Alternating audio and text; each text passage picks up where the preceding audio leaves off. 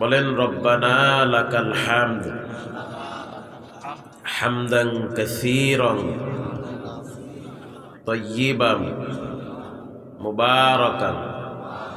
এটা জিহ্বাটা লাড়া দেন, মুবারাকান ফীহি। বলেন ইয়া রব্বি লাকাল হামদ। মাফলারটা সরাইয়া একটু সুন্দর করে রাখুন, এত কিপটামি করেন না। বলেন ইয়া রব্বি লাকাল হামদ কামা ইয়ামবাগি লিজালালি ওয়াজহি। আওলা জাওলা এক জায়গা বলেন লিজালালি ওয়াজহি। হয় না, আরো জোরে ধাক্কা দেন, ওয়াজহি। মাশাআল্লাহ। ওয়া আযীমে সুলতানি। বলেন আমিন। আস্তে বলেন। কি আজীব ব্যাপার, আস্তে কইলে জোরে কয়। সম্মানিত হাজিরিন, দুরূদ ও সালাম বর্ষণ হোক সাইয়্যিদুল মুরসালিন খাতামুল আম্বিয়া সাইয়্যিদুল মুরসালিন রাহমাতুল লিল আলামিন শফিউল মুজনাবিন শাহে মদিনা, যাকে আল্লাহ তাআলা হাউজে কাউসার উপহার দিয়েছেন। বলেন মারহাবা। যার সুপারিশ ব্যতীত কোনো মানুষ জান্নাতে যেতে পারবে না।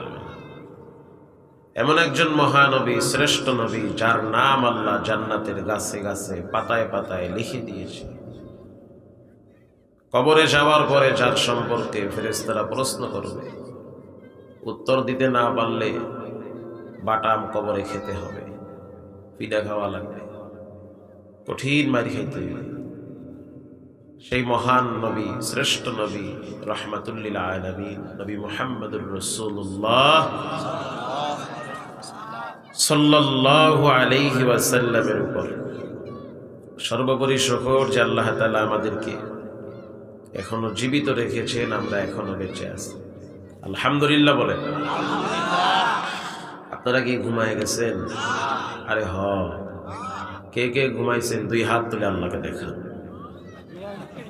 মাশাআল্লাহ, তো সবই তো ঘুমায় গেছে। ময়মনসিংহ গেছি ওয়াজ করতে, অনেক রাত্রে মাইক দিছে, কর্তৃপক্ষ বইলা দিয়েছে আপনি আসবেন রাত্র 2টার সময়, আপনার বয়ান রাত 2টায়, সারা রাতব্যাপী মাহফিল। অনেক বড় বড় আলোচকরা সেখানে গিয়েছিল। মাওলানা আব্দুল্লাহ আমিন ভাই, তারেক মনোয়ার সাহেব, দোয়া করবে মাওলানা খালেদ সাইফুল্লাহ। বিশাল মাহফিল। সকালবেলা গরু গাইটা তবারক খাওয়াইবে। এই গরুর ঘেরানে এলাকার মানুষ অস্থির হয়ে গেছে। বিশাল প্যান্ডেল, কিন্তু শ্রোতাদের কন্ডিশন বেশি ভালো না। আমগো কুয়াকাটার ভাষায় কয় সদর বদর, মানে লাইন ঠিক নেই, কেউ সামনে কেউ পিছনে, কেউ সুবহানাল্লাহ কেউ আলহামদুলিল্লাহ, ওই সুবহানাল্লাহ কম কয় আলহামদুলিল্লাহ, মানে ঘুমের ঠেলায় ইন্নালিল্লাহ ভুললে যায়, মনে থাকে না। তা আমি গিয়া বললাম, ময়মনসিংহবাসী আপনারা তো আল্লাহওয়ালা দেশের মানুষ, নেককার মানুষ, পরেজগার মানুষ, আপনারা জাহান্নামে কারা কারা যাবেন হাত তুলেন। দেখি কি অবস্থা, শ্রোতাদের কন্ডিশন কি। অনেকে দেখি খাড়ায় গেছে। আল্লাহু আকবার, মানে জোশের ঠেলায় হুশ হারাই হেলাইছে। জাহান্নামে যাবেন, আমিও যাব না, আব্বাই যাইবেন, খাড়ায় গেছে। আমরা তো জানি মোল্লা মুন্সি যা কয় ভালোই কয়, তো তালে তাল দেওয়া যাবে না। তালে তাল দেওয়ার দিন শেষ। আগামীর বাংলাদেশ হবে কোরআনের বাংলাদেশ। এটাই ঠিক রাইখেন। আমরা চাই এদেশে শান্তি এবং শৃঙ্খলা তৈরি হয়ে যায়। মানব রচিত মতবাদ দ্বারা কখনোই দেশে শান্তি আসতে পারে না। পৃথিবীর কোনো দেশে শান্তি আর শৃঙ্খলা নাই। একমাত্র শান্তি প্রতিষ্ঠিত হয় কোরআনের আইন দ্বারা। আমি বলি নাই, ইন্নাদ-দীনা ইনদাল্লাহিল ইসলাম। আল্লাহ বলেছেন, রাগ করলে হেল লাগে কইরেন, আমার লাগে ফাও কোদাকুদি কইরা কোনো লাভ নাই। আমার নামেও মামলা 2টা আছে। আমি নরম মানুষ, সোজা মানুষ, বুঝি কম, তারপরেও শুধু একদিন জুমার দিন ভুলে কইয়া লাইছি, যে জমিন যার, আইন চলবে তার। এনএসআই একজন আইসা বললো, হুজুর কামটা করলেন কি? এটা কোনো কথা? ভালোই তো ওয়াজ করে, ঢাকার গলা, মতিঝিল, কিন্তু আপনি এটা কি বললেন, জমিন যার, আইন চলবে তার। আমি বললাম, এটা আমি বলি নাই, রব বলেছে। ইনিল হুকমু ইল্লা লিল্লাহ। বলেন জমিনের মালিক কে? আইন চলবে কার? এটা মুসলমান বলতে মুসলমানের দিলের ভিতরে ভয় সংশয় থাকতে পারে? নির্দ্বিধায় বলবে স্রষ্টা যিনি, আইন চলবে তার। ইনশাআল্লাহ বলেন।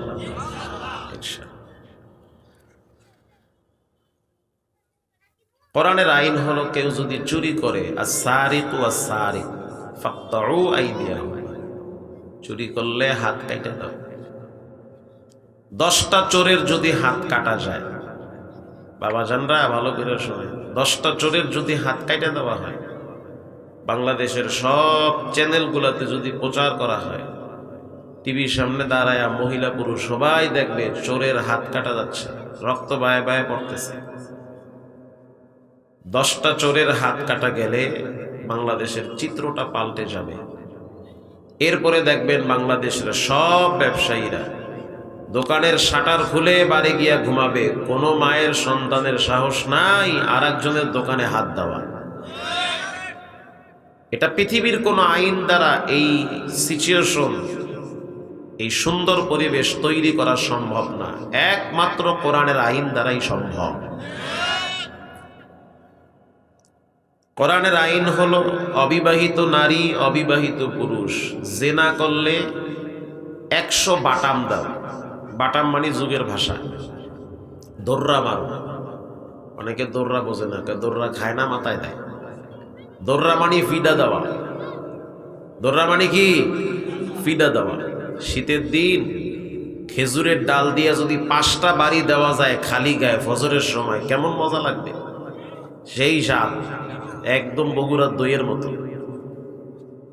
অবিবাহিত নারী, অবিবাহিত পুরুষ যদি আকাম করে, বাস পানিশমেন্ট হলো আয-যানিয়াতু ওয়াজ-যানি ফাজলিদু কুল্লা ওয়াহিদ।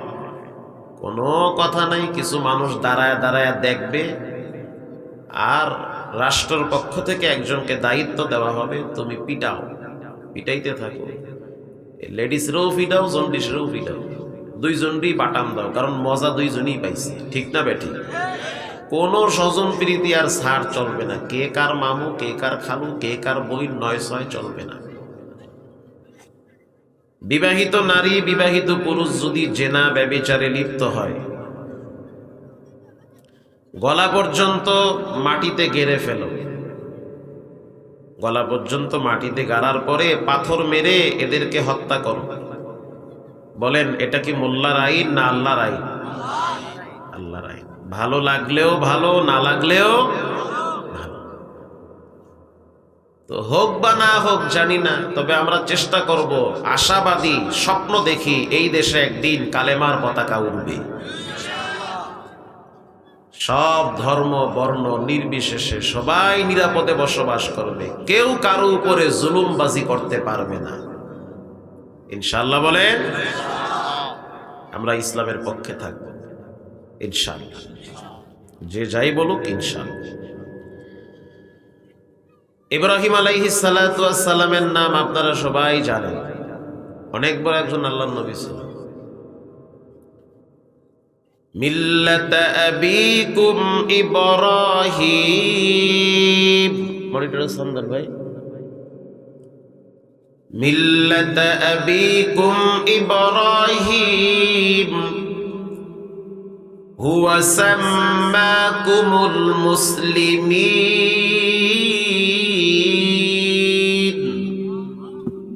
আমাদের জাতির পিতার নাম ইব্রাহিম, এতে কোনো সন্দেহ আছে? আমি বলবো আমাদের জাতির পিতা, আপনি জোরে বলবেন ইব্রাহিম। আমাদের জাতির পিতা। মাফলার টাফলারের ভাগ্য বুলেটের মতো কইবেন, কি জায়গায় বেগায় হইয়া রয়েছে। আমাদের জাতির পিতা মারহাবা বলতে হবে।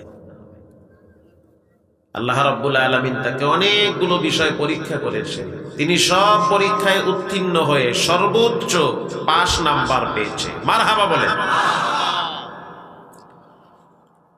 তো ইব্রাহিম আলাইহিস সালাতু ওয়াস সালামকে যখন আগুনে ফালানো হয়, আগুনে ফালাইছে কে? ও নামও তো মুখস্থ আছে, মাশাআল্লাহ। নমরুদের আল্লাহ সাইজ করছে নেগরা মশা দিয়া, ঠিক না বেঠিক? সে আল্লাহর পাওয়ার আছে না নাই? পাওয়ার আছে। সে চাইলে নেগরা মশাও লাগবে না, বাথরুমের পোকা দিয়াও সাইজ করতে পারে। আল্লাহরে ডরা। বান্দা যেটা পারে না, রব সেটা পারে। বান্দা ভাবে একটা, রবের সিদ্ধান্ত হয় আর একটা। রাত্রিবেলা স্বপ্নে দেখতে আছে যে আমি বিমানের সিটে শুয়ে শুইয়া এই যে রুটি দিয়া হাঁসের গোস্ত খাইতে আছি। সকালবেলা উঠতে দেখে খেত আবার দেখ সিট দিয়া খাইয়ে লাইছে। ঠিক না ভাই? ঠিক। কি আজীব স্বপ্ন! তুমি দেখলা কি আর হইল কি? ধুর, ছাতা মাথা স্বপ্ন দেখলাম। আমরা মুসলমান, আমরা স্বপ্ন দেখি যে আমাদের সন্তানরা তারা দাঁত দিয়ে কামড়ায়া হলেও এদেশে একদিন কোরআনের পতাকা, কালেমার পতাকা উড্ডীন করে রাখবে ইনশাআল্লাহ। আমরা এই আশাবাদী, এই স্বপ্ন দেখি, হোক বা না হোক, কিন্তু আমরা চেষ্টা করব ইনশাআল্লাহ। বলেন ইনশাআল্লাহ। আল্লাহ মানুষের চেষ্টা দেখে। তো ইব্রাহিম নবীকে যখন আগুনে ফালানো হচ্ছে, তখন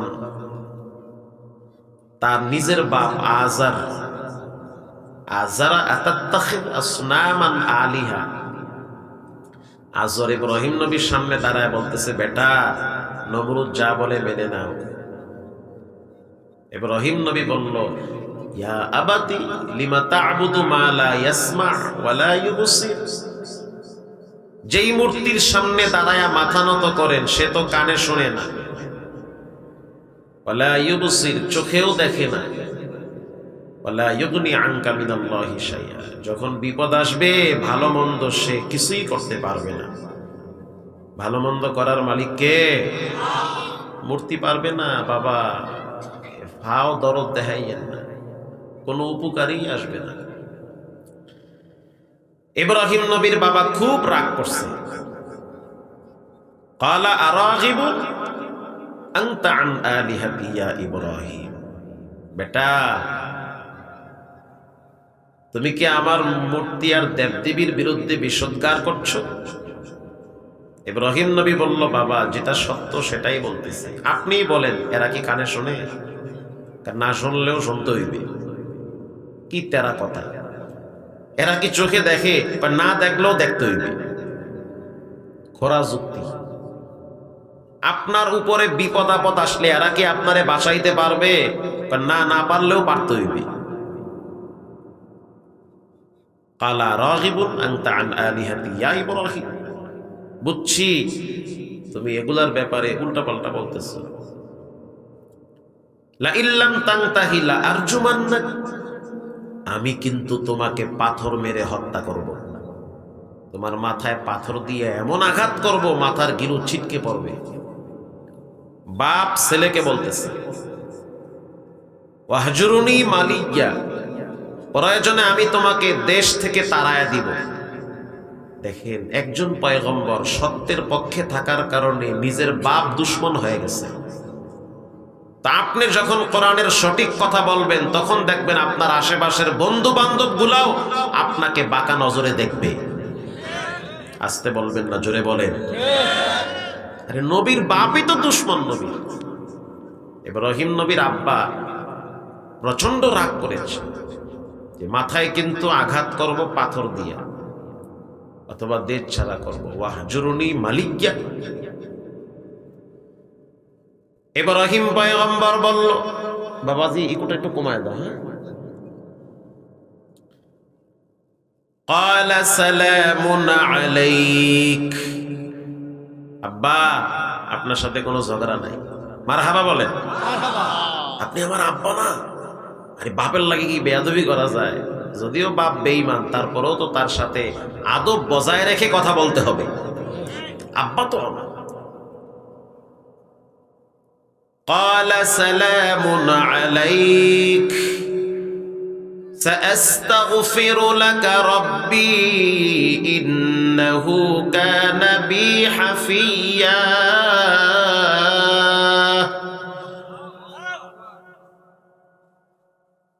বুঝতে পারছি আব্বা আপনি আমার উপরে অনেক রাগ করছেন, আমি কিন্তু ঝগড়া চাই না, আপনি যা ইচ্ছে করেন, আমি কিন্তু শান্তি চাই। আপনি আপনার রাস্তায় থাকেন, আমি আমার রাস্তায় থাকি, আমি কিন্তু আপনার জন্য সাআস্তাগফিরু লাকা রাব্বি, আল্লাহর কাছে ক্ষমা চাইতেই থাকবো। সুবহানাল্লাহ। আপনি আমার আব্বা না, বেয়াদবি করা যাবে না। আপনি যদিও নমরুদের চামচামি করতেছেন, ঠিক আছে বুঝি, তারপরেও তো আমার রক্ত আপনার রক্ত একই রক্ত। আপনি বুঝেন না, অবুঝ মানুষ। আমি কিন্তু আপনার জন্য আল্লাহর কাছে ক্ষমা চাই। ইব্রাহিম পয়গম্বরকে যখন আগুনে ফালানো হবে, তার পরনে একটা ঢোলা পায়জামা ছিল। তাফসীর রুহুল মানিতে আসছে, পৃথিবীর ইতিহাসে সত্যের পক্ষে থাকতে গিয়ে, নীতি নৈতিকতার পক্ষে থাকতে গিয়ে, তাওহীদের পক্ষে অবস্থান নিতে গিয়ে একজন পয়গম্বরকে বিবস্ত্র করা হয়েছিল, উলঙ্গ করা হয়েছিল। ওই পয়গম্বর হলো আপনার আমার জাতির পিতা ইব্রাহিম আলাইহিস সালাম। মারহাবা বলেন। তাকে উলঙ্গ করা হয়েছে। নবী করিম সাল্লাল্লাহু আলাইহি ওয়াসাল্লাম বলেন, কিয়ামতের ময়দানে সর্বপ্রথম আল্লাহ তাআলা জান্নাতি পোশাক ইব্রাহিম নবীকে পরাবেন। সুবহানাল্লাহ। তুমি সত্যের পক্ষে থাকতে গিয়ে অনেক নির্যাতনের শিকার হয়েছো, অনেক কষ্ট করেছো, যাও তোমাকে এটা দিয়ে ধন্য করা হবে। তো নমরুদ বলতেছে, আজর তুমি একটা কাজ করো, তোমার সন্তানের পরনের পায়জামার ফিতা ধইরা টাইনা পায়জামাটা খুলে ফেলা। কত বড় কষ্টের কাজ। ইব্রাহিম নবীর জন্য কি পরিমাণ লজ্জা যে বাপ তার পরনের পায়জামা খুলবে শুধুমাত্র দিনের জন্য। তা আজর তো ছিল মানসিক প্রতিবন্ধী, কারণ যাদের ভিতরে কোরআন নাই, ইসলাম নাই, তারা মোটামুটি মানসিক প্রতিবন্ধী থাকে। আসতে বলবেন না, জোরে বলেন। হক বাতিল নির্ণয় করার শক্তি আল্লাহ তাদের দেয় না। তারা ভালোটাকে খারাপ বলে, খারাপটাকে ভালো বলে, সঠিকটা বুঝতেই চায় না, কারণ তাদের কলবে আল্লাহ পাথর কি বলে মোহর মেরে পাথরের মতো শক্ত করে দিয়েছে। ইব্রাহিম পয়গম্বরকে যখন উলঙ্গ করার জন্য পায়জামার ফিতা ধরে টান মারছে, তাফসীরে রুহুল মানিতে আসছে, ইব্রাহিম নবী লজ্জায় চেহারাটা নিচে নামায় ফেলাইছে, চোখের পানি ছেড়ে কেঁদে দিয়েছে। এতদিন কাঁদে নাই, কিন্তু আজকে সে কেঁদে দিয়েছে। ছেলে বিপদে পড়লে বাবা আশ্রয়ের জন্য হাতটা বাড়ায়, আজ দেখি আমার আব্বাই তো আমার জীবনের বড় শত্রু। হযরত জিবরাইল এসে বলল, পয়গম্বর আপনাকে বিবস্ত্র করা হচ্ছে। সমস্ত আসমানের ফেরেশতারা তাকায়া তাকায়া দৃশ্য দেখতেছে। আপনি জানেন আমার 600 ডানা আছে, একটা ডানা দিয়া যদি আঘাত করি তাহলে নমরুদের অগ্নিকুণ্ড বঙ্গোপসাগরে ভাসবে। আপনি বলেন আমি কি আপনার কোন সহযোগিতায় আসতে পারি? ইব্রাহিম নবী জবাব দিল, তোমার কোন সহযোগিতা আমার লাগবে না। আল্লাহু আকবার বলেন। তাফসীরের রুহুল মানিতে আসছে, এটা তাফসীরের আলোচনা। তোমার সহযোগিতা দরকার নাই, তুমি চলে যাও। হযরত জিবরাইল বলল, কার সহযোগিতা প্রয়োজন? তার কাছে তুমি সাহায্য চাও। ইব্রাহিম নবী বলল, কেন চাবো? তিনি কি আমাকে দেখে না? কেন চাবো? তিনি কি আমাকে দেখে না? বলেন, যা কিছু হচ্ছে আল্লাহ দেখে কি দেখে না? আমি কেন চাবো? আরে তো আমি আমার নেতা নেত্রীর জন্য ধরা খাই নাই, দিনের জন্য, কোরআনের জন্য ফাঁসির কাস্টে ঝুলেছি। আমি কেন যাব? রক্ত আমাকে দেখে, ঠিক না বেঠি? রক্ত আমাকে দেখতেছে, আমি যাব না। আল্লাহ রাব্বুল আলামিন ডাইরেক্ট আগুন রে অর্ডার করলেন জিবরাইলের মাধ্যম ছাড়া। জিবরাইল ফাঁকে যাও, ডাইরেক্ট আগুনকে অর্ডার করছে। قُلْنَا يَا نَارُ كُونِي بَرْدًا وَسَلَامًا عَلَى إِبْرَاهِيمَ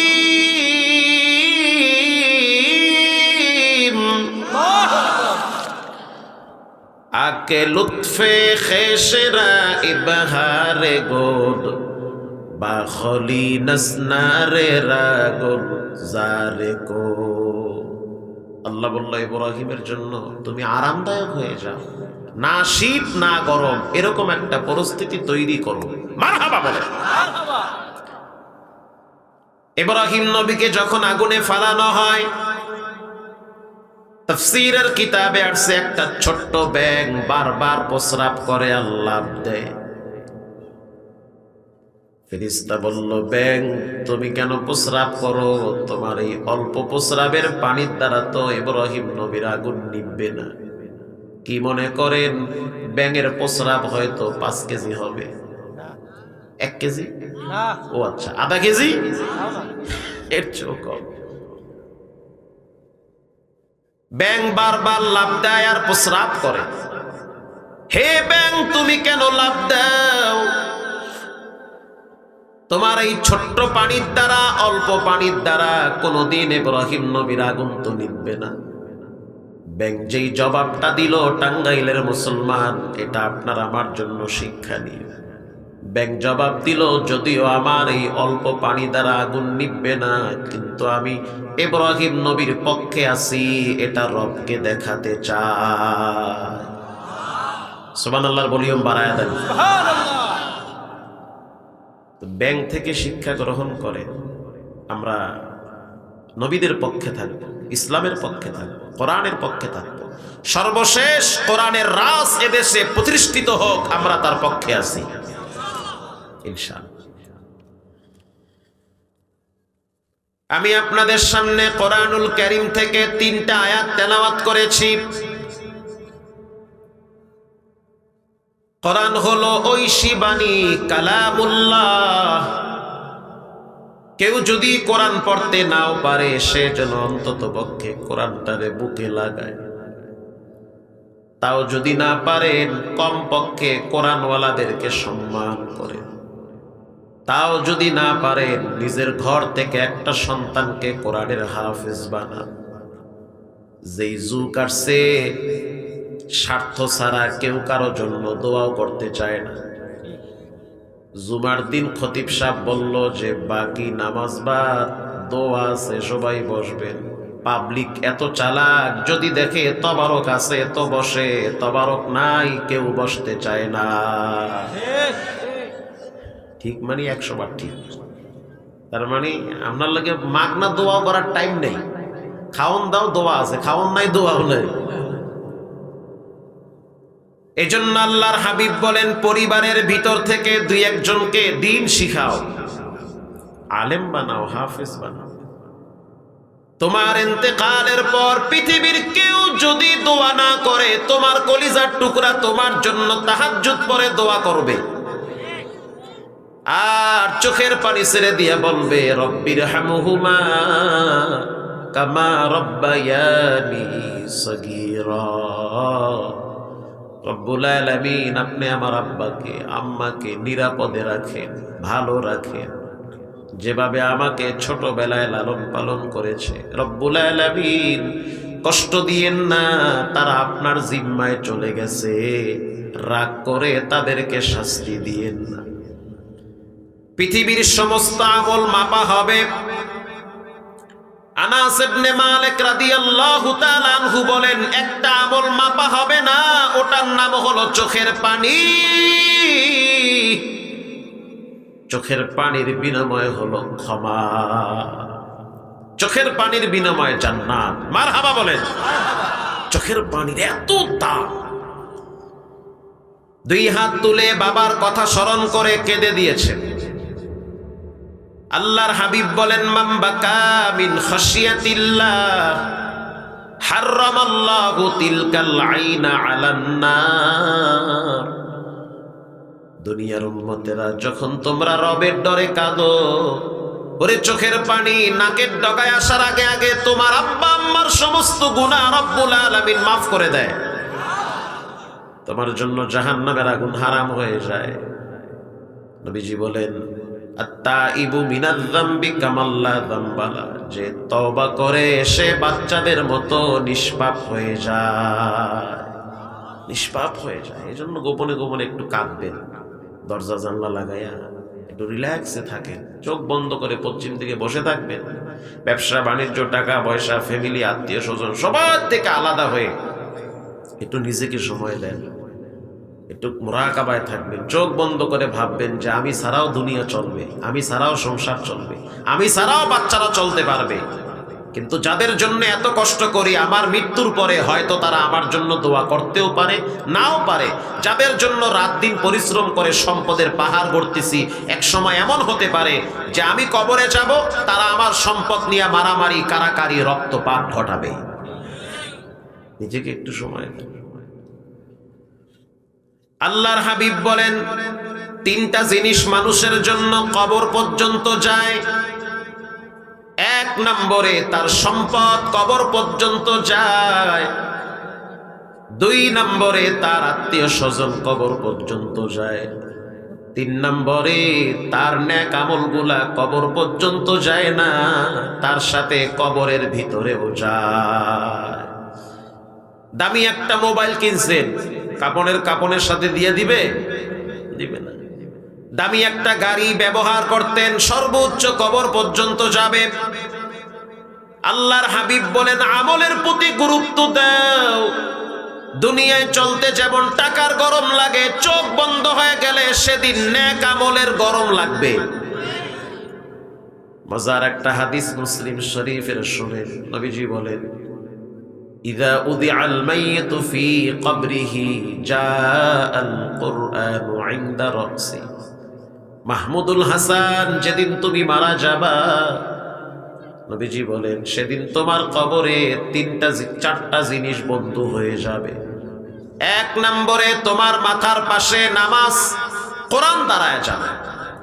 কোরআন দাঁড়ায় বলবে, সাবধান, চাপ দিবা না, শাস্তি দিবা না, আমি কোরআন। তার বন্ধু আমার সাথে দুনিয়ায় সম্পর্ক ভালো ছিল, কবরে তাকে আমি সেফটি দিয়ে রাখবো।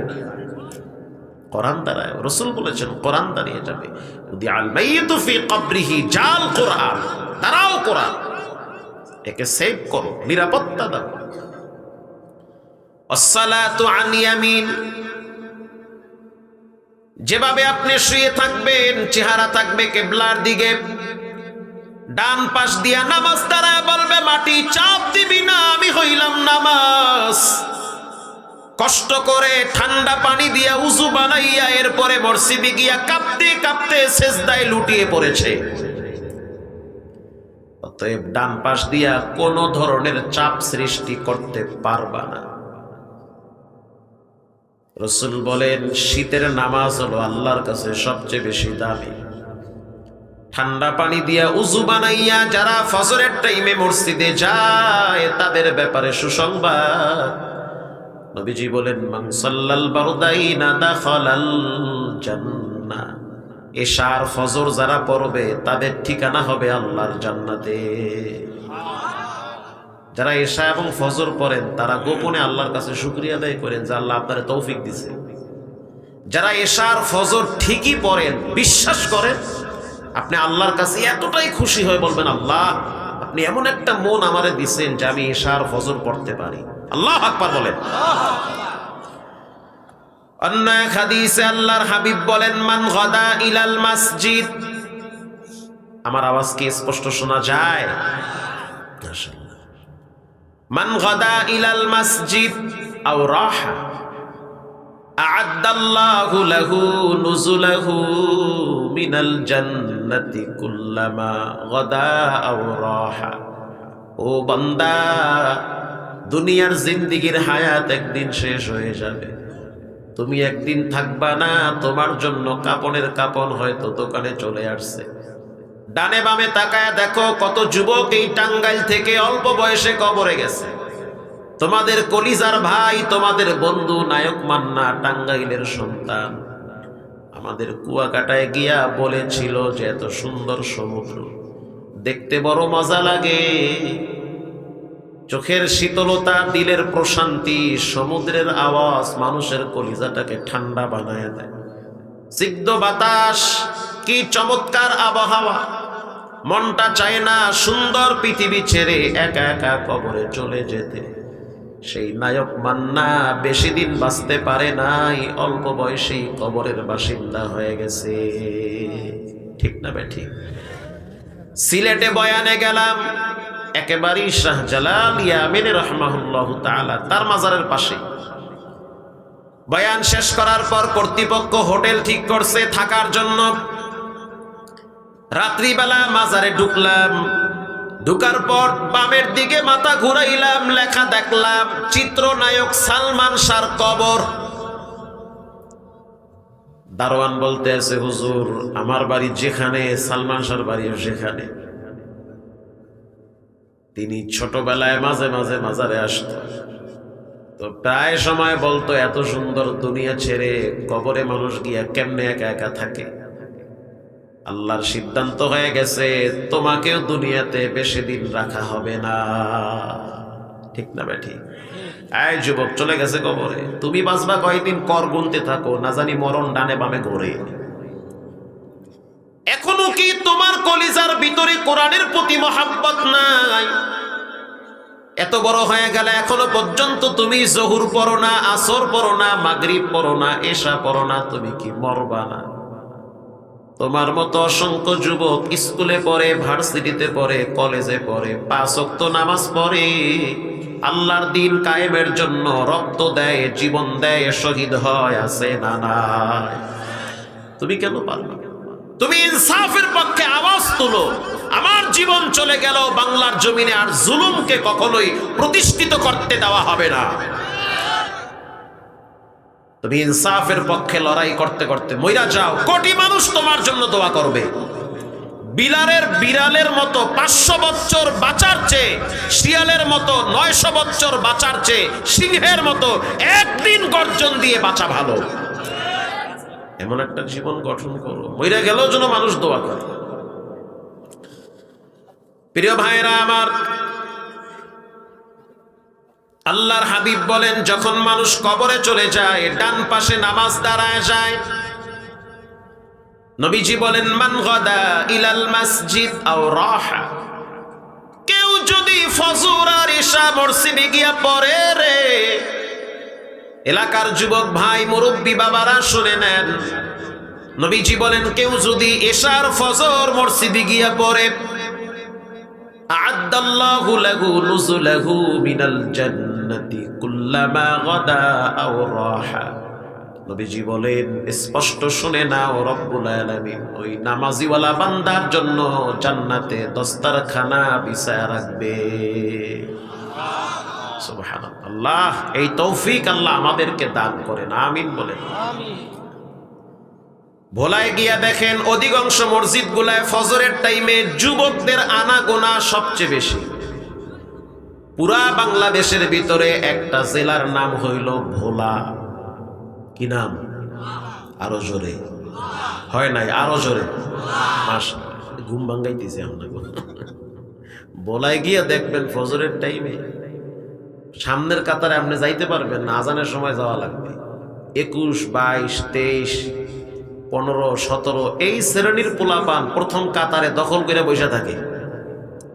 আজীব এক দৃশ্য।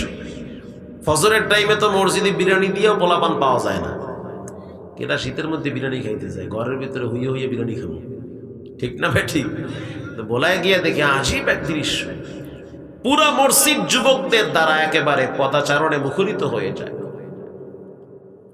ছোট ছোট বাচ্চাদেরকে দেখি বারান্দায় শীতের ভিতরে কম্বল গায়ে দিয়া কাঁপে আর কয় সুবহানাল্লাহ রাব্বিয়াল্লাহ। জান আর আয় আর যায়, শীতে কাঁপতেছে। ছোট ছোট বাচ্চারা ফজর পরে মসজিদে গিয়ে, তুমি এত বড় একটা ছেলে, রাত 2টা পর্যন্ত মোবাইল টিপার শক্তি হয়, ফজর পড়ার সুযোগ হয় না, বাঁচবা কয়দিন? অন্তর তো মনে হয় নাপাক হয়ে গেছে, হায়াতের জিন্দেগি শেষ হয়ে যাচ্ছে। হাজী সাহেব বললাম এত সুন্দর পরিবেশ কেমনে কায়েম করলেন? এত সুন্দর পরিবেশ কেমনে তৈরি হয়েছে? আমি 2 দিন পর্যন্ত মনে হয় এই 2 দিনে আমি 3 ঘন্টা ঘুমাইতে পারি নাই। আমি এতটাই মানে চাপের মধ্যে আছি। কালকে রাত 3টায় বয়ান করছি মুন্সিগঞ্জে, দিনে করলাম ওইদিকে কোথায় যেন, ঘুম কখন, এই জন্য মাথা ঘুরে। আপনাকে মাথা ঠিক আছে তো? আর ঠিক থাকে না আপনারা ঠিক মানে সবই ঠিক ইনশাআল্লাহ বলেন ইনশাআল্লাহ। আমি ধীরে ধীরে কথা বলি, আস্তে আস্তে কথা বলি, শেষ পর্যন্ত থাকবেন তো ইনশাআল্লাহ। আল্লাহ আপনাদেরকে তৌফিক দান করেন। আরো জোরে বলেন মাশাআল্লাহ। হাজী সাহেব ফজরের টাইমে এত মুসল্লি ভোলার মসজিদ গুলায় কেমনে আসে? বলে হুজুর আমরা ফজরের নামাজের জন্য কমিটি গঠন করেছি। ফজরের নামাজের জন্য কমিটি গঠন করে এক বিরল দৃষ্টান্ত স্থাপন করেছে। জুমার দিন আমরা দাঁড়ায় বললাম প্রতিদিন ফজরের টাইমে 5 ওয়াক্ত নামাজ বিশেষ করে ফজর মসজিদে এসে পড়া লাগবে। কোন কোন যুবকরা পারবা? অনেকেই দাঁড়ায় গেছে, ইনশাআল্লাহ আমরা ফজর পড়ব। তাহলে একটা কমিটি গঠন করতে চাই, সভাপতির পদ কে নিবে? 21 বছর বয়সী এক যুবক দাঁড়ায় বলল এই পদটা আমারে দিয়ে দেন। মারহাবা। কেশিয়ারের পদ কে নিবা? আর এক যুবক মাত্র 19 বছর দাঁড়ায় বলতে আছে এই পদ আমারে দেন। ফজর পড়া লাগবে, ইনশাল্লাহ প্রতিদিন পড়বো আমি, তারপর আমার এই পদে থাকা লাগবে, দেখি পদের মজা কি। সেক্রেটারি পদ আর একজনে খারাইছে 17-18 বছরের। আমি অবাক হয়ে গেলাম, এই ফজরের কমিটি কারা? পোলাপান দাঁড়ায় হুজুর আমরাই কমিটি।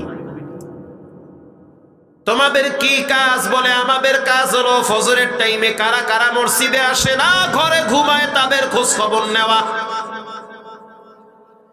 ঘটনাক্রমে মহল্লার ভিতরে মানিক মিয়াও ছিল কমিটির একজন সদস্য। মানিক ভাই, কি ভাই? মানিক ভাই। প্রচন্ড শীত, কুয়াশায় কিচ্ছু দেখা যায় না। মানিক মিয়া চিন্তা করলো আজকে যদি আমি ফজরে না যাই হয়তো আমার খোঁজ খবর কেউ নিবে না, এই জন্য আমি ঘুমাই। কিন্তু মানিক মিয়া বুঝে নাই যে সে একা যায় নাই, বাকি সবাই গেছে। যুবকরা নামাজ শেষ করার পর পিছনে তাকায় দেখে মানিক মিয়া নাই। মানিক মিয়া ঘরে কম্বলের ভিতরে তাহাজ্জুদ পড়ে, শীতের চাপে আই নাই পড়ছে। যুবকরা চলে গেল মানিক মিয়ার বাড়ি। এটি গাজাখড়ি গল্প না, বোরহানুদ্দিনের কথা বলা। বোরহানুদ্দিন দরওয়াজার সামনে দাঁড়ায় ডাক দিছে, ও মানিক মিয়া ভাই, ঘরে আছেন না ঢাকায় গেছেন? মানিক মিয়া তো চিন্তা করছে আকাশ তো ভাঙ্গা মাথায় পড়ছে। আমি ভাবলাম কি আর হইল কি, তো বাহিনী বাড়ির সামনে আইসা চিল্লা চিল্লি শুরু করছে। এটা লজ্জার বিষয় না ভাই? কি মনে করেন লজ্জা না এটা? লজ্জার এমন একটা বিষয়, সেন্সিটিভ বিষয়, নামাজের বিষয়, তাও আবার কি করবো, সামনে যাবো না মরে যাবো? স্ত্রী বড় নামাজিওয়ালি মহিলা, যেই ঘরের মা নামাজ পড়ে কসম খোদার ওই ঘরের বাচ্চারা বেনামাজি হইতে পারে না। ছোট মেয়েটা মায়ের সাথে ঠান্ডার ভিতরে নামাজের জন্য যায়, নামাজে দাঁড়ায় গেছে। যেই ঘরের বাপ ফজরের টাইমে ঠান্ডা পানি দিয়া উজু বানায়া মসজিদে যায়, ওই ঘরের সন্তানরা 3টা পর্যন্ত পাবজি আর ফ্রি ফায়ার খেলাইয়া 10টায় ঘুম থেকে উঠতে পারে না। আসতে বলবেন না জোরে বলেন?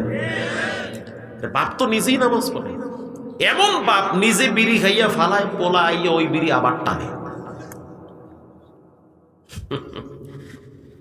মানিক ভাই ঘরে আছেন না ঢাকায়? বউ কইতে আছে তাড়াতাড়ি সামনে যাও, মইরা গেলেও তো যাবো না, চেহারা ধুই নাই, ঘরে হইয়া রইছি, আমার বন্ধু বান্ধব সব মসজিদে নামাজ পড়তে গেছে আর আমি ঘুমাই রয়েছি। সি কামটা করলাম দূর, কিন্তু কাম হইলো একটা, মনে করছি সব মনে হয় ঘুমাই, দেখি সব মসজিদে আমি আল্লাহ ঘুমাই।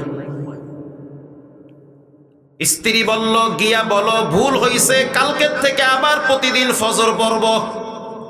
পিছনের দরজা খুললে দাও, আমি চললে যাই, ওদিকে যাই, তোমরা বলবা ঘরে নাই। স্ত্রী বলতে আছে দরজা খুললে তো নদী, এই শীতের ভিতরে কেমনে যাবা? এটা আর এক বিপদ। বিপদ বাড়লো না কমলো?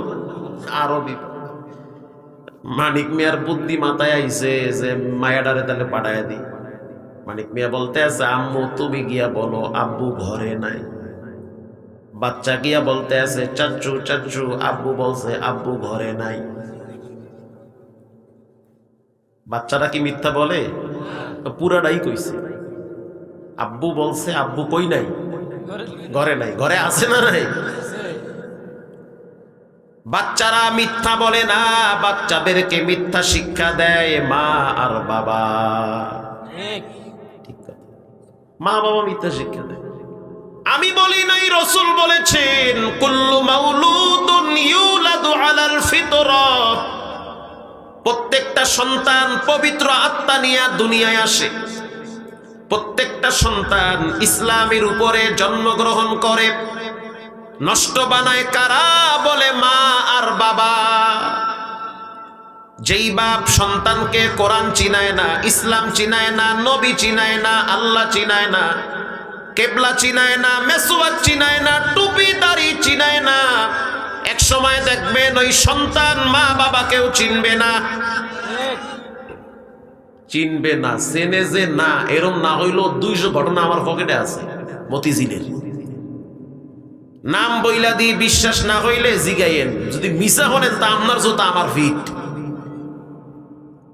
মতিঝিলের পাশে হইল মুগদা, কিদা মুগদা, এর পাশে হইল নন্দীপাড়া, কি পাড়া, এর পাশে হইল খিলগাঁও, কি গাঁও, ও সবই তো জানেন আপনারা।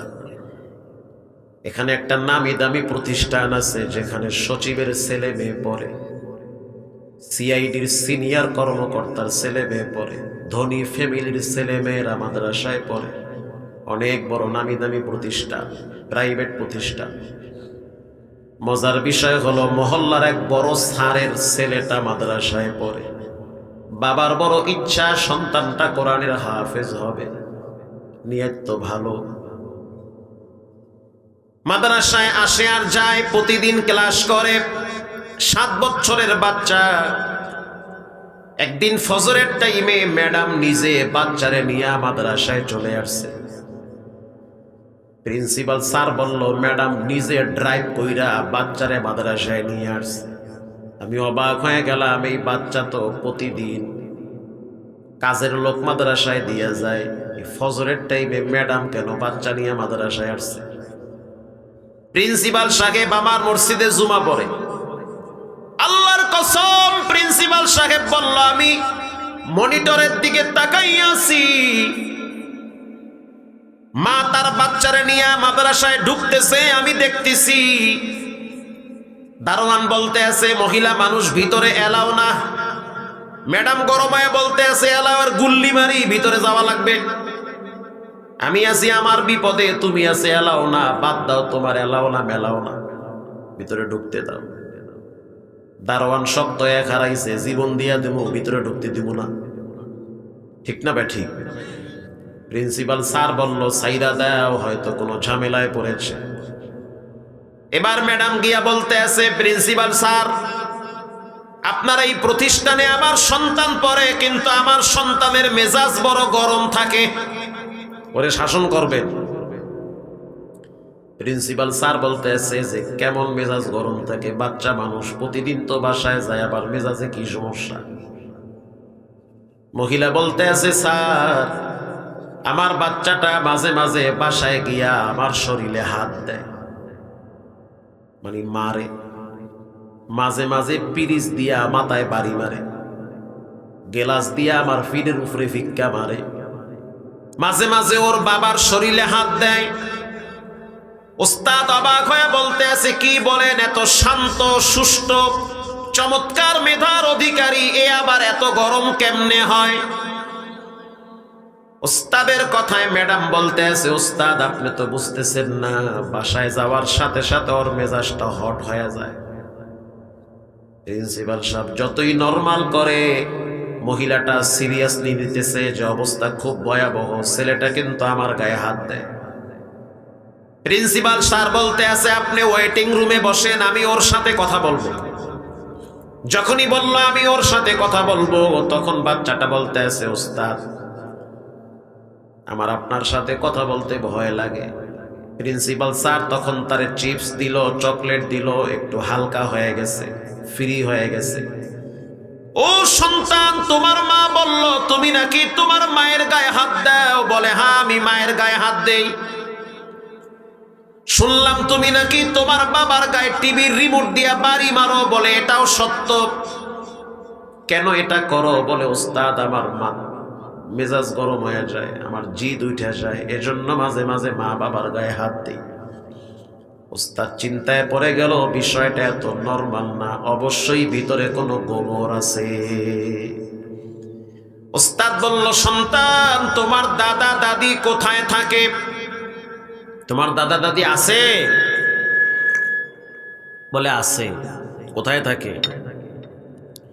বলে আমার আব্বু আম্মু বলছে আমার দাদা দাদি নাকি মাদ্রাসায় পড়ে। কি আজীব কথা, বুড়া গোনা হয় মাদ্রাসা, বুঝছি, বুড়ি কোন মাদ্রাসা আছে? কি চাচা ঠিক না বেটি? ওস্তাদ আমি শুনছি আমার দাদা দাদি নাকি মাদ্রাসায় পড়ে। যখনই বলল মাদ্রাসায় পড়ে, ওস্তাদ তো অবাক হয়ে গেল, বলেটা কি? এই ঢাকার ঘটনা, মতিঝিলের ঘটনা। তখন ওস্তাদ বলল, সন্তান সেই বুড়া বুড়ি গো মাদ্রাসা কোন জায়গায়? বলে সেটা গাজীপুর হোতাপাড়া। তুমি তো বাংলা পড়তে পারো? বলে হ্যাঁ পারি। কি লেখা আছে গেটের সামনে? মাদ্রাসার গেটের সামনে লেখা আছে বয়স্কদের পুনর্বাসন, বৃদ্ধাশ্রম, মুরব্বীদের শেষ ঠিকানা। ওস্তাদ তখন বাচ্চাটারে বুকে জড়ায়া কপালে চুমা দিয়া আরো একটা চকলেট দিছে। চকলেট দিতেছে আর তার মুখ থেকে কথা নিতেছে। বাচ্চারা কখনোই মিথ্যা বলে না। মিথ্যা বলে? ও সন্তান, সেই মাদ্রাসায় কি তুমি যাও? বলে মাঝে মাঝে আব্বু আম্মুর সাথে দেখার জন্য যাই, কিন্তু ওস্তাদ আমার দাদা দাদি খুব রাগ করে আমার বাবার সাথে কথা বলে না। আমি যখন ভিতরে যাই তখন আমার দাদি আমারে জড়ায় ধইরা কপালে চুমা দেয় আর বলে, নাতি, যেই ব্যবহার তোমার আব্বা আমার সাথে করছে সেই ব্যবহার তুমি তোমার মায়ের সাথে কইরো না। মাথায় তেল লাগায় দিছে কে? বলে আমার আম্মু। তোমার হাত পায়ের নখ কেটে দিয়েছে কে? বলে আমার আম্মু। সকালবেলা নাস্তা খাইছো? বলে খাইছি। কে খাওয়াইছে? বলে আমার মা। তোমার এই জুতাগুলা কে পরিষ্কার করে দিয়েছে? বলে আমার আম্মু। রাত্রিবেলা যখন কারেন্ট চলে যায় তখন কে এসি চলে? বলে না। তখন কি তোমার গরম লাগে না? বলে গরম লাগে। তাকায় দেখি আমার মা বসে বসে পাখা দিয়া বাতাস করে। তোমার এই কাপড় চুপড় গুলাকে পরিষ্কার করে দেয়? বলে আমার মা। যখন আমি এগুলা বললাম উস্তাদ, তখন দেখি আমার দাদি অঝোর ধারায় কাঁদতে থাকে আর বলে, নাতি, একদিন তোমার বাবাও তোমার মতো ছোট ছিল। তখন আমি তোমার আব্বার মাথায় তেল লাগায় দিতাম, তোমার আব্বার দামি জুতাগুলা আমি আঁচল দিয়ে পরিষ্কার করতাম। ও নাতি, আগে তো কারেন্ট ছিল না, বিদ্যুৎ ছিল না। এমন হইছে তোমার আব্বা বসে বসে অঙ্ক করতেছে। তোমার আব্বা গরমে বসতে পারে না, আমি মা পিছনে দাঁড়ায়া পাখা দিয়া বাতাস কইরা শরীর ঠান্ডা বানাইছি। আজ তোমার আব্বার ঘরে দামি ফ্রিজ, দামি খাট, দামি সোফা। তোমার বাবার ঘরে দামি দামি ফার্নিচার আছে। তোমার বাবার ঘরে 3-4টা এসি লাগানো আছে। কর্মচারীরাও এসি রুমে ঘুমায়। অথচ আমি মা মাঝে মাঝে বয়সের কারণে বিছানায় প্রস্রাব করে দেই। এটা নাকি তোমার আব্বু আম্মুর কাছে ভালো লাগে না। আমাদের শরীর থেকে গন্ধ আসে, এজন্য আমাদেরকে এই জায়গায় ফালায়া রাখছে। ওস্তাদ আমি আমার দাদার কাছে যাই। বৃদ্ধাশ্রমের ভিতরে অনেক বড় পুকুর আছে, সেখানে মাছ চাষ করে। অনেক মুরব্বীরা সেখানে বর্শি দিয়া মাছ তুলে। আমার দাদা একটু বেশিরভাগ সময় চুপচাপ থাকে, কথা কম বলে। আমি যখন আমার দাদার কাছে বসি তখন আমার দাদা আমারে বলে, আমি মারা গেলে তোমার বাপ যেন আমার চেহারা না দেখে। আমার মৃত্যুর পর তুমি আমার জানাজায় আসবা, তোমার আব্বারে আমার চেহারা দেখাইতে চাই না। ও নাতি, আমি একটা শার্ট গাই দিয়া মাসকে মাস পার করছি, বছরকে বছর আমি এক জোড়া জুতা ব্যবহার করছি। তোমার আব্বার জন্য দামি দামি শার্ট আমি গুলিস্তান থেকে কিনা দিছি। তোমার আব্বার লেখাপড়ার টাকার জন্য আমি প্রতিদিন পায়ে হাইটা অফিসে যাইতাম, কষ্ট করে চলতাম, টাকা বাঁচায়া বাঁচায়া তোমার আব্বার টিফিন ফি দিতাম। আল্লাহু আকবার। একে বলে বাবা। এত কষ্ট তোমার বাবার জন্য করলাম, এখন তোমার বাবারে সবাই বলে স্যার। তোমার আব্বার ঘরে এখন খাবারের অভাব নাই, আমরা বোঝা হয়ে গেছি। আমাদের গলার আওয়াজ তোমার আব্বার কাছে ভালো লাগে না, তোমার দাদির কণ্ঠের আওয়াজ তোমার আব্বু আম্মুর কাছে ভালো লাগে না। এক সময় এমন ছিল তোমার আব্বা একটা কথা 100 বার বলতো, রাগ করতাম না, 100 বার উত্তর দিতাম। রাস্তা দিয়া যখন তোমার আব্বারে নিয়ে চলতাম, তখন ওই গাছের ভিতরে পাখি বসে থাকতো, তোমার আব্বু বলতো বাবা ওটা কি? তখন আমি বলতাম ওটা পাখি। তোমার আব্বু আবার বলতো ওটা কি? তখন আমি বাপ বলতাম ওটা পাখি। তোমার আব্বু আবার বলতো ওটা কি? তখন আমি বলতাম পাখি। রাগ করতাম না, বেজার হইতাম না। তোমার আব্বু একটা কথা 100 বার বলতো, তখন ছোট ছিল, আমি হজম করতাম, আমি 100 বার উত্তর দিতাম ওটা পাখি বাবা। আজ তোমার আব্বার কাছে যদি আমি একটা কথা 2 বার জিজ্ঞেস করি, মেজাজ গরম করে। সার মানুষ সহ্য করে না, হজম করতে পারে না, কথায় কথায় ধমক দেয়। এজন্য সিদ্ধান্ত নিছি, যেই ঘরে থাকলে ধমক খাওয়া লাগে, বকা শোনা লাগে, সেই ঘরে না থাইকা বৃদ্ধাশ্রমে থাকা অনেক ভালো। ও নাতি দোয়া কইরো রব্বুল আলামিন যেন তাড়াতাড়ি আমারে কবরে নিয়ে যায়। ওস্তাদ বলতে আছে, আমি তো চেহারে বসা ছিলাম, শুনতে শুনতে চেহার থেকে নিচে পইরা গেছি, অবাক হয়ে গেছি।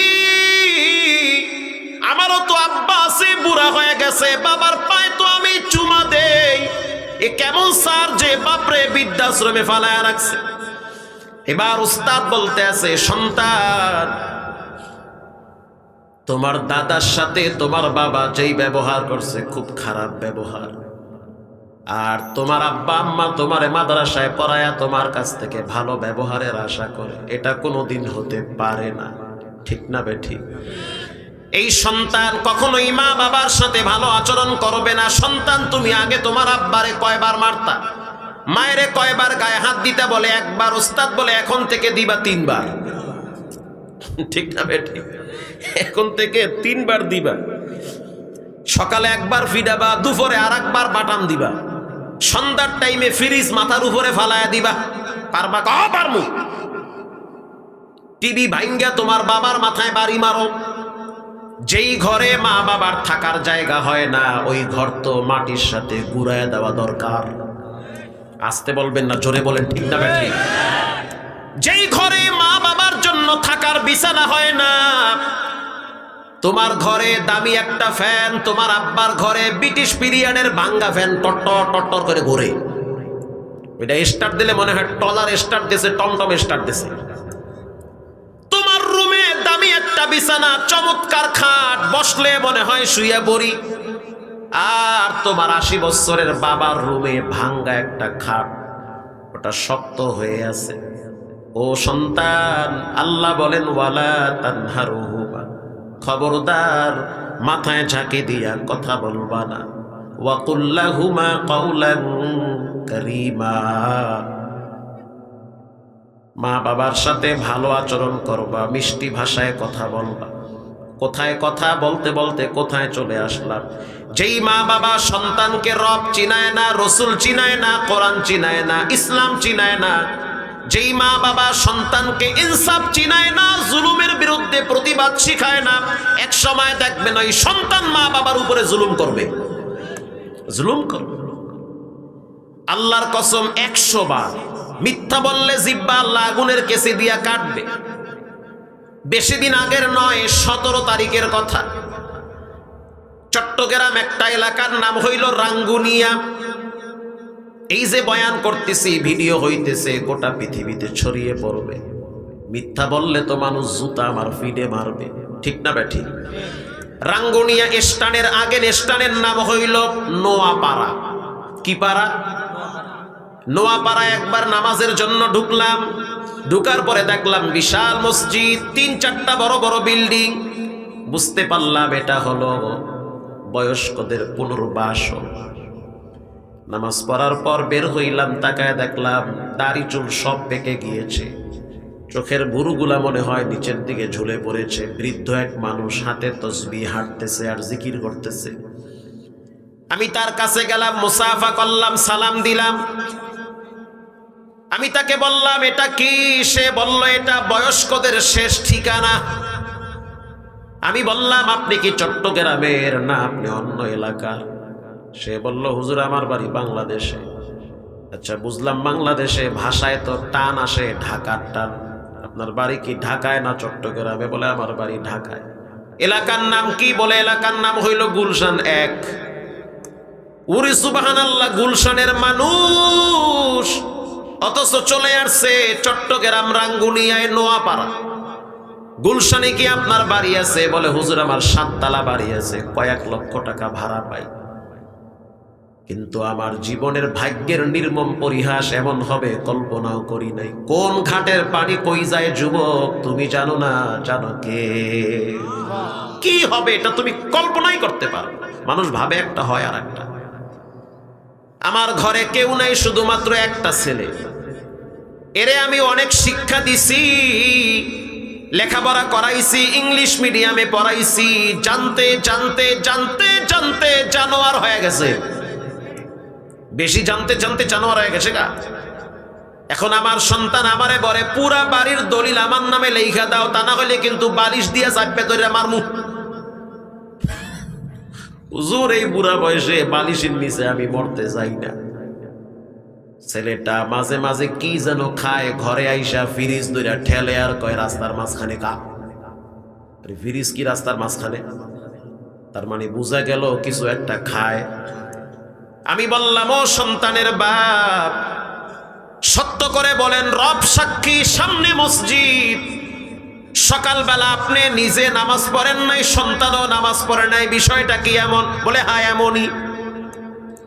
রক্ত গরম ছিল, টাকা ছিল, বাড়ি ছিল, বাবার হোটেলে খাইছি, ফজর পড়ি নাই। 40 বছর হওয়ার আগ পর্যন্ত ফজরের কাছেও যাই নাই।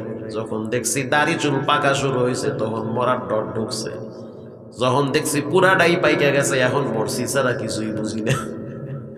এলো অবস্থা আমার। আমি তখন তার হাতের তালুতে একটা চুমো দিয়েছি। আপনি আমার মুসলমান চাচা, মারহাবা বলেন। আপনি যদি আমার আব্বা হইতেন তাহলে আমি আপনার পায়ের পাতায় চুমা দিতাম। আমি আপনার হাতে চুমা দিছি এজন্য রাসূল বলেছেন, মাল্লাম ইয়ারহাম সাগীরানা ওয়ালাম ইউআক্কির কাবীরানা ফালাইসা মিন্না। যে বড়কে সম্মান করে না, ছোটকে স্নেহ করে না, সে আমার উম্মত না।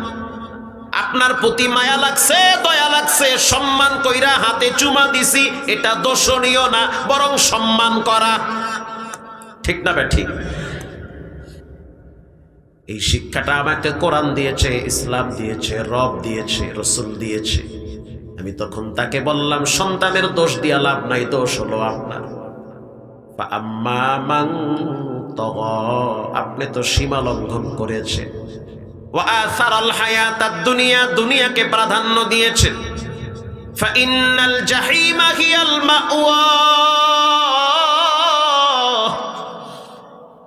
জীবনের শেষ ঠিকানা হবে জাহান্নাম যদি দুনিয়াকেই প্রাধান্য বেশি দেন।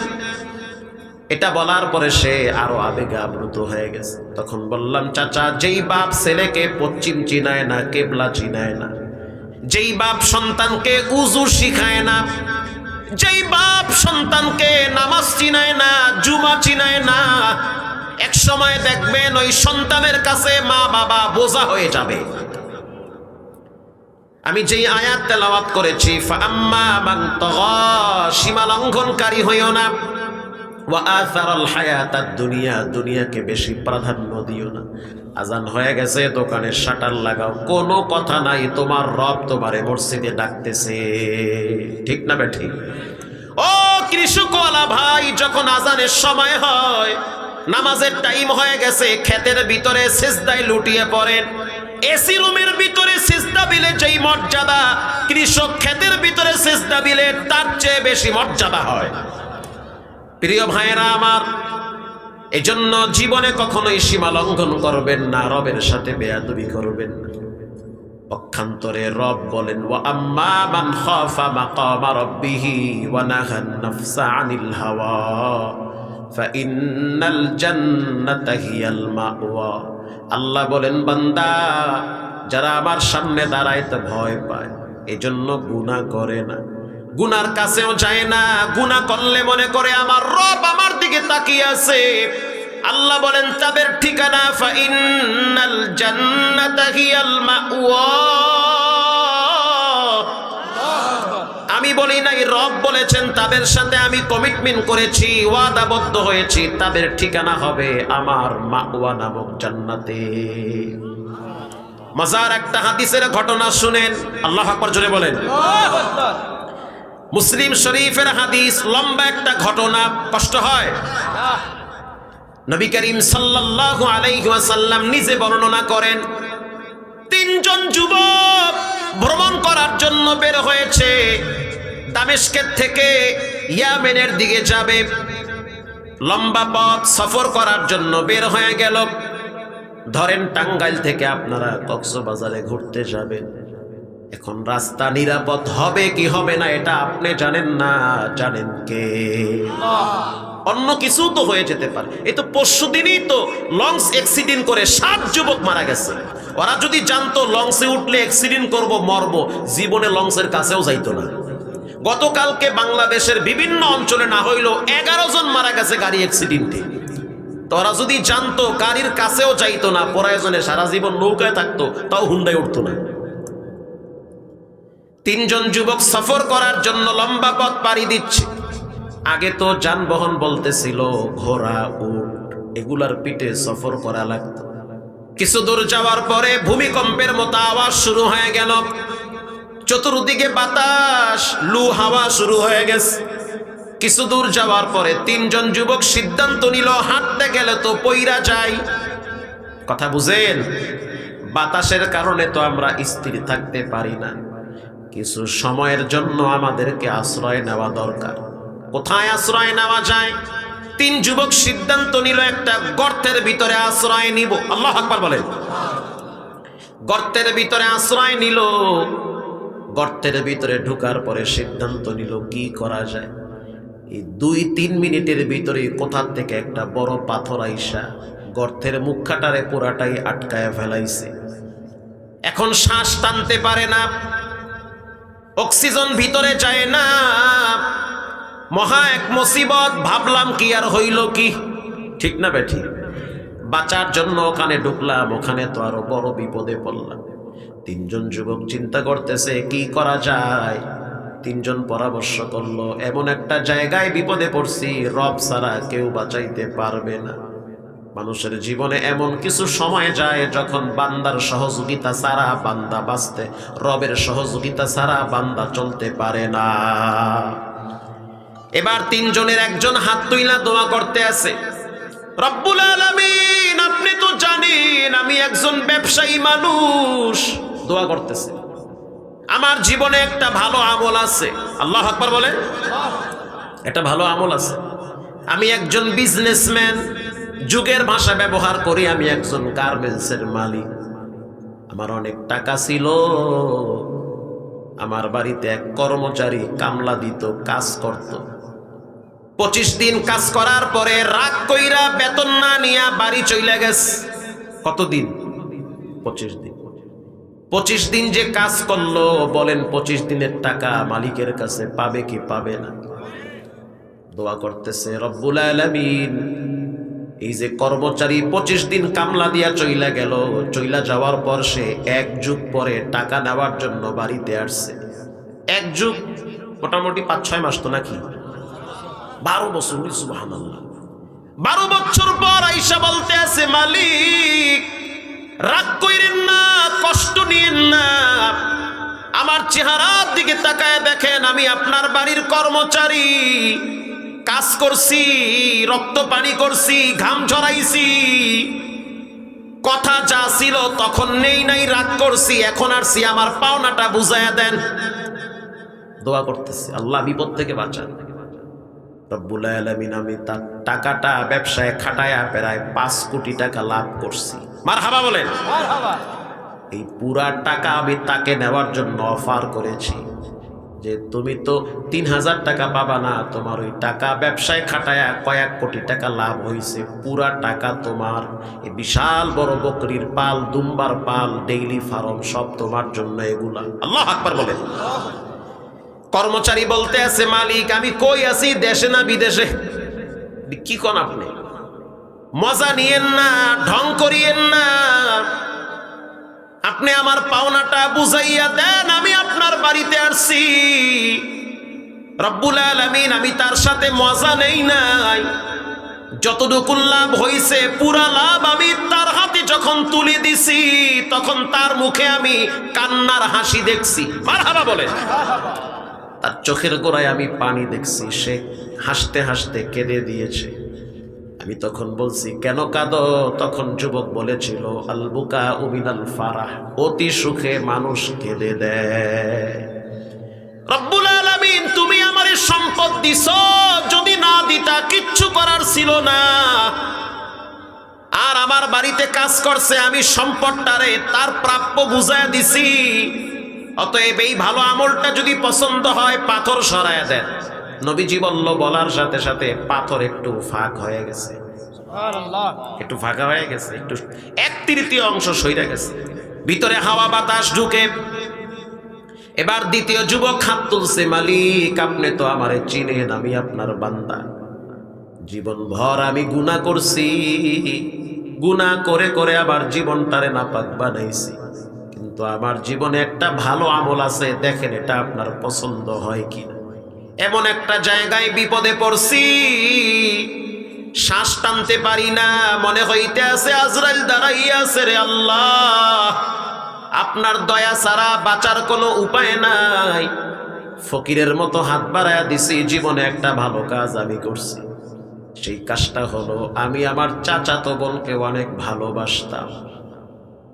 আমার চাচাতো বোন দেখতে অনেক সুন্দরী সুশ্রী ছিল, চাচাতো বোন আমাকে ভালোবাসতো। ঘটনাক্রমে একদিন আমি তাকাইয়া দেখলাম চাচাও ঘরে নাই, চাচিও ঘরে নাই। আমি আমার চাচার ঘরে ঢুইকে গেছি। আমার সুযোগ ছিল, পূর্ণ স্বাধীনতা ছিল, চাচাতো বোনের গায়ে টাচ করার জন্য হাতটা বাড়াইছি। তখন আমার চাচাতো বোন বলেছিল, ইন্নী আখাফুল্লাহ, আমি একজনকে সবচেয়ে বেশি ভয় পাই, তিনি হলেন কে? আল্লাহ। আমার এই দেহে কোনোদিন কোনো পরপুরুষ টাচ করে নাই। যদি আমার শরীরে হাত দিতে চাও তাহলে তুমি আমাকে মোহর দাও, সাক্ষী রাখো, বিবাহের ব্যবস্থা করে দাও, বিশেষ করে মোহরের ব্যবস্থা করে আমার গায়ে টাচ করো, কোনো বাধা নাই। কিন্তু হারাম সম্পর্কের ভিতরে কোনোদিন শান্তি নাই। প্রত্যেকটা হারামের ভিতরে অশান্তি আছে, গোপনে গোপনে রব শাস্তি দিবে। প্রত্যেকটা পাপের ভিতরে রব্বুল আলামিন মানসিক যন্ত্রণা ঢুকায়া রাখছে, নীরবে একা একা কান্দা লাগবে। পাপের শাস্তি ডানে বামে আত্মীয় স্বজনরাও পাবে। রব্বুল আলামিন, আমি চাইলে তার গায়ে হাত দিতে পারতাম, কিন্তু দেই নাই। হাতটা অর্ধেক নিছি, নেওয়ার পর আবার তোমার ডরে সরাইছি। আল্লাহু আকবার বলে। আমি সরাই ফেলাইছি। ওই দিন যদি তোমার ডরে এই ভালো কাজটা করি তাহলে পাথর সরায়া দাও। নবীজি বলেন, বলার সাথে সাথে পাথর 3 ভাগ সইরা গেছে। তার মানে এই যুবকের ভালো আমলটা কবুল করেছেন কে? আল্লাহ। 3 নম্বরের যুবক আল্লাহর দরবারে হাত তুলছে, রব্বুল আলামিন, আমি একজন গুনাহগার পাপী।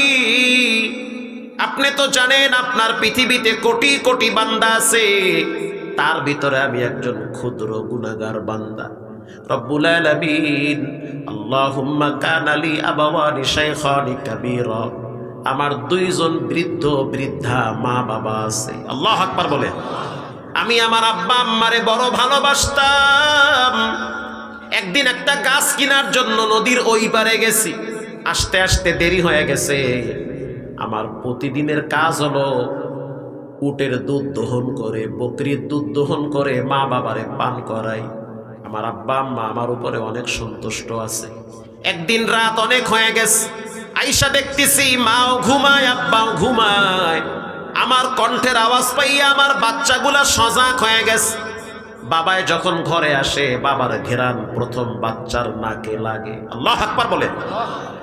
বাচ্চারা দেখবেন বাবায় দূর থেকে আসলে ওরা রাত্রিবেলা ঘুমায় না, একটু পর পর জাগ্রত হয়ে আম্মুরে বলে আব্বুকে আসছে নাকি। দরওয়াজার সামনে দাঁড়ায়, বারবার দেখে বাবাই কি আসছে নাকি। আহারে বাবাই যদি অন্ধ হয় ঘরে গিয়া বাচ্চাগুলারে জড়ায় ধরে একটা চকলেট দেয়। একটা অন্ধের কথা আমার মনে পড়ে গেল। ঘরে গিয়া দেখলাম অন্ধ মানুষ সারাদিন রাস্তায় রাস্তায় ঘুরছে, হাত পাতে না, তবে লাঠি নিয়ে নিয়ে চলে, লজ্জা লাগে হাত পাততে। মানুষ 2-4 টাকা দিছে, কয়েকটা চকলেট নিয়ে ঘরে গেছে। বাচ্চাগুলারে যখন চকলেট দিল, বাচ্চাগুলারে তখন অন্ধ জড়ায় ধরল, কপালে চুমা দিয়া বলল, আল্লাহ অন্ধ বানাইছো, আমি আমার সন্তানরে দেখি না, আমার মনটা চায় আমি আমার বাচ্চার চেহারাটা যদি একটু দেখতে পারতাম, আমার দিল ঠান্ডা হয়ে যাইতো। কিন্তু আমি নাক দিয়ে আমার বাচ্চার মাথার ঘেরান শুনলে তো আমার সারা দিনের কষ্ট দূর হয়ে যায়। বাচ্চার চেহারা দেখলে না জানি আমি কত প্রশান্তি পাইতাম। রব্বুল আলামিন আপনি তো দেখছেন আমি রাত্রিবেলা ঘরে গিয়া বাচ্চারে খাবার দেই নাই, দুধ দহন করে মায়ের মাথার পাশে দাঁড়ায়ছিলাম। মা যখন ঘুম ভাঙছে তখন আমি মা বাবারে দুধ পান করাইছি। বাচ্চা কাঁদছে তারপরেও বাচ্চারে দেই নাই, কারণ আমি বলছি আমার মা বাবারে আগে খাওন দিব। রব্বুল আলামিন ওই দিনের আমল যদি কবুল হয়, ভালো লাগে পাথর সরায় দাও। আমি আমার আব্বা আম্মারে বড় ভালোবাসি।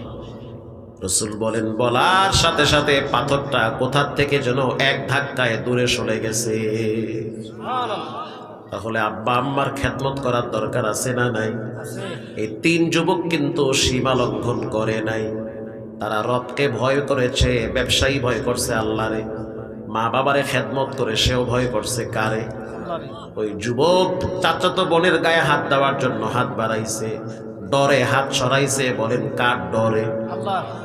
পুরা প্যান্ডেলের ভিতরে যত মানুষ বসা আছেন, এখানে এমনও সন্তান আছেন নিজের হাতে নিজের মায়েরে কবরে রাখছেন, আব্বারেও কবরে রাখছেন।